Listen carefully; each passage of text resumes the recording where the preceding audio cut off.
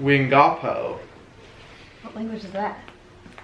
It's from Pocahontas. Oh. Hey guys, and welcome to today's video. So today I have Rodolfo here with me in the video. Wingapo. He hasn't been in a video in a little while, so that's exciting. But anyway, basically I had asked you guys to submit questions to Rodolfo about labor, birth, pregnancy, postpartum. Basically, we thought it would be fun to kind of share a girl and a guy's perspective, kind of side by side. Yes, we on thought all it those was gonna be things. fun.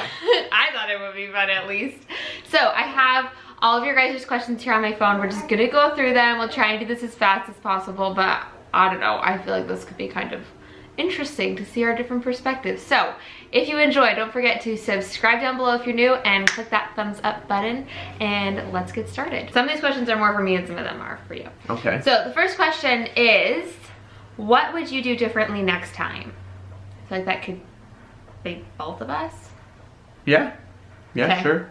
So as far as me, with like, I'm assuming you're kind of talking in regards to like the labor experience. Something I would do differently next time is I kind of wish that I had utilized some of the things I brought. But looking back, I see how much pain I was in and that I really didn't care that I brought essential oils or all that stuff. But I kind of wish that I had remembered to like listen to my playlist, because I put like good music on there that like encourages me. And I wish I'd done that and just like read through like some like, I had affirmations on my phone. Like I had stuff like set up to help me, and I didn't use it. And I think a big part of it was I was in labor overnight, and so I was so tired I honestly forgot about half my stuff. But if I could go back and do something differently, I probably would have done that. Okay, I would go with actually the opposite. I would say bring less to the hospital. You Yeah. actually don't need that much. You know what I mean? So true. I spent about half an hour packing the car with all these essentials. We didn't And even use do you them. know the only thing that I wish I would have brought more of is nicer toothpaste, because we were there for a long time. Yeah, And I think I lived in hospital gowns. I didn't even wear all the change clothes I brought. You know what I mean? Like, as a man, I didn't really have a chance to shower. Emma did. Yeah, you really don't get to shower. And so bring a clean pair of underwear, bring a change of clothes, bring more, I guess, less snacky foods, like more nourishment, because that All we brought was like chocolate bars. and Skittles. And you 'Cause- ate that in like the first night because we were both like, you were snacky. Yeah, because I didn't know how long we were gonna be there. Anyway. Awesome. So the next question is, how dilated were you when you were like, oh, it's going down? I was not dilated at all. I was asleep, actually. Okay.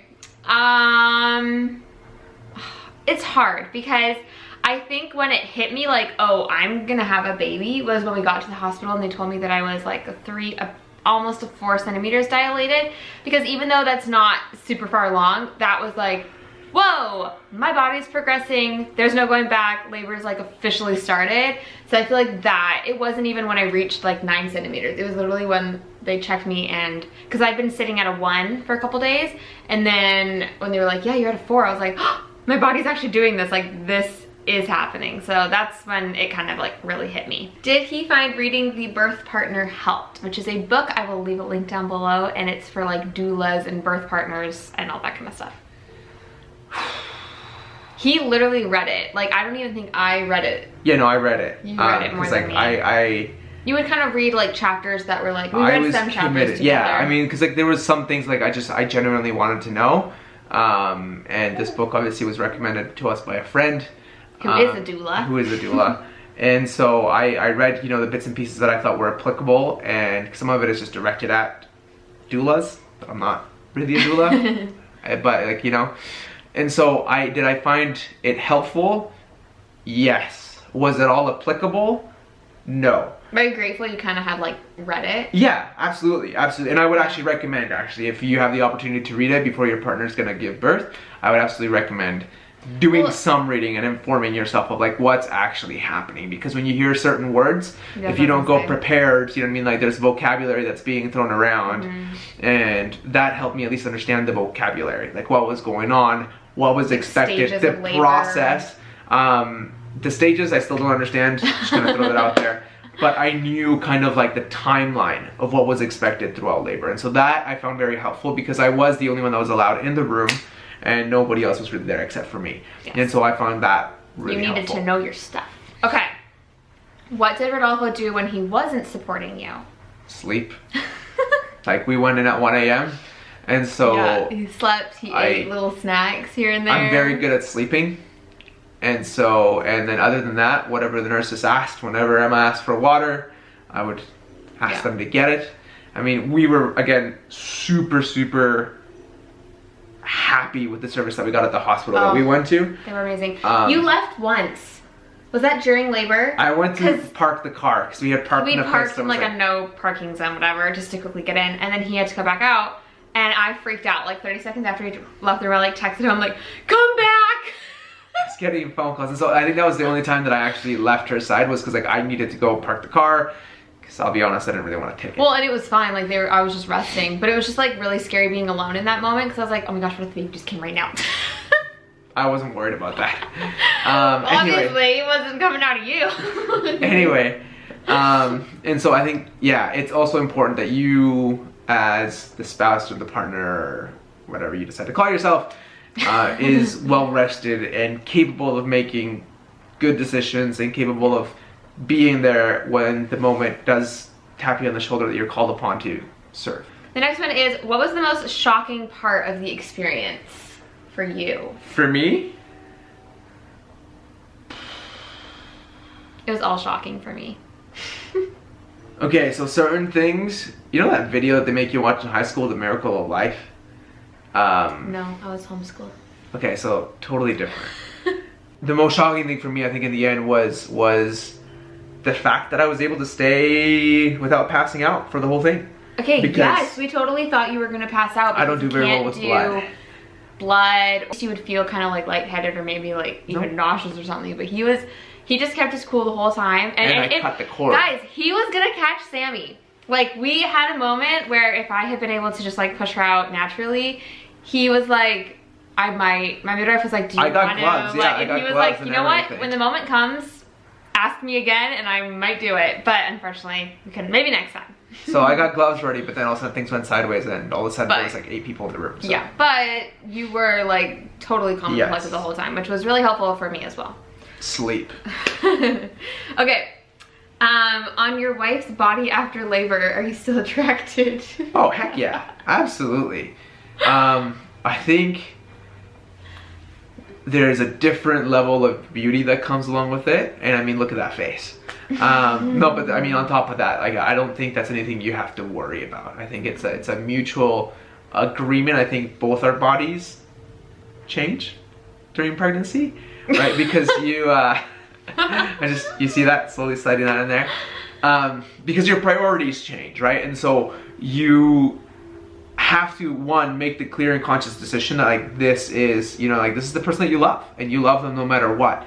And physical attractiveness is one thing that, though important, I'm not gonna throw it out there because like we will like to take care of ourselves as best as we can. You know what I mean? Given the circumstances during pregnancy, it's not as easy to do that, and obviously the body changes, but the attractiveness, yes, is absolutely still there. Okay, being up for countless hours, as a woman, it's a blur. Was he just dying to go to bed? That is so true, it is a blur. No. No? So, hear me out, okay, before you like down on me, right? I was dying for her to get some sleep. I gotta say, come on, there were a couple nights where you woke up and you're like, I just need to sleep. So I mean, yes. Oh, like, you know, as, you know, the baby gets older, but like, as soon as like, you know, she had the baby, like my first priority was like, I need to get to bed. No, it wasn't. My first priority was her and the baby, make sure that they were okay and that everything was good, but right? Would you say that was a challenge? It was a challenge after week 2 for me. Yeah, I feel like the first couple weeks is a blur, and you just are like, whatever, I'm in survival mode. Yeah, it happens. You know what I mean? Like, and I was expecting it. It keeps going. And so I was back at work 2 days later. Yeah, that was also hard because I wanted him to. He would wake up and be like, "Do you need help?" And I needed help, but I also really needed him to sleep because he had to go to work. I didn't want him driving to work, sleep deprived. It's dangerous. It was just a lot of things, so I feel like we tried to look out for each other. Yeah, no, absolutely. And so again, like right after birth, my priority was her and the baby.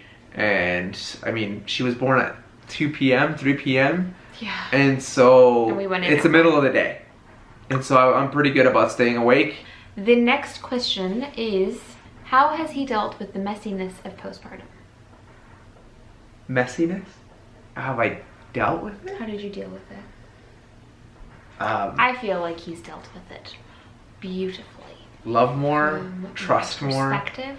do more. And I just think it's about doing exactly that, is loving your wife more. You know what I mean? Like, you learn that you're capable of so much more love than you thought you were when you hold this creature in your hands. You trust more because you just, that's all you can do. You know what I mean? Like, you just gotta trust that there is a process and there's a time that needs to be given to cope, to heal, to It's a season of time. yeah, It's not gonna last forever. Yeah, and so you trust it's gonna get better. You know what I mean? And then you do more. You know what I mean? Because like, you really are required now to do more. You sleep less, you do more. You know what I mean? Like, Emma's big thing is she likes the kitchen clean before we go to bed. When I was single, I was a fan of like, I'll do it tomorrow, you know? But obviously that's not the case anymore. Sometimes I vacuum at night because that's important to Emma, you know? And so those little things, maybe I don't vacuum enough at night. And I love you. maybe I'm still not doing enough. No, you've been great. I feel like he dealt with the messiness of postpartum really well. Like, he wasn't weirded out by anything. He wasn't grossed out. He never made me feel bad for what I was feeling or experiencing or going through as far as the emotional, hormonal side of things. If anything, he was there to ground me, to just hold me, and to just love me through it. So 10 out of 10 guy over here. So then the last question is supporting her at home before heading to the hospital. Oh, I was sleeping. Like, I'll be honest with you. I didn't think it was coming. He was sleeping. I didn't think it was coming. But once I started... Remember that entire day? It was the weirdest thing. That day. Whole day, I need to sit down. I need to sit down and do like birth story. But that whole day, I was like, I feel off. I slept all day, you guys. Literally took like an 8-hour nap. So we finally went out. We got some out food. At night. And then we just went on a little adventure. Remember, I wasn't super hungry, and then you were like, no, you need to make dinner, and you made me dinner.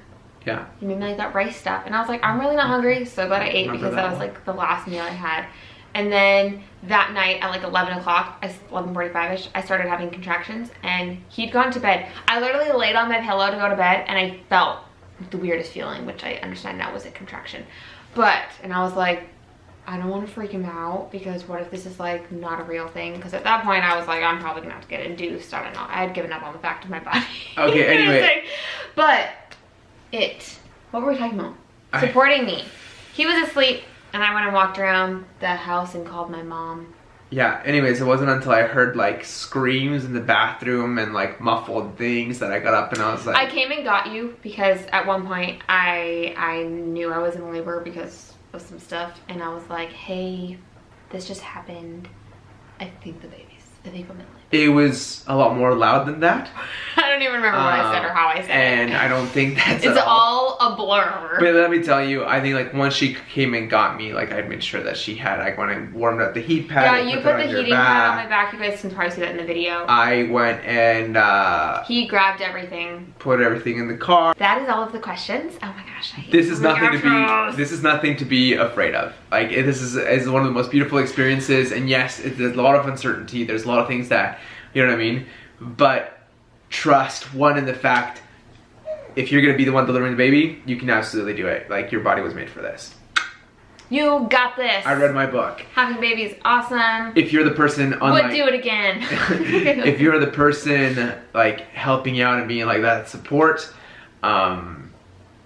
be there in whatever way they need you to be there. And if that means... And bring Gatorade. And if that means don't touch me, then don't touch them. If that means just sit there and do nothing and sit there and do nothing, that's the end. We love you. Thank you guys for watching. If you would like us to do any more couples videos, or if you want like us to do Q&As, or if you want us to do fun videos or anything, let us know in the comments down below. And we're happy to do that because I like filming with Rodolfo. I think it's fun. So give us ideas of videos we can do together, and then you guys can get to know us better. We love getting to know you better in the comments and interacting with you. So thank you for following along, and we will see you, or I will probably see you guys next time.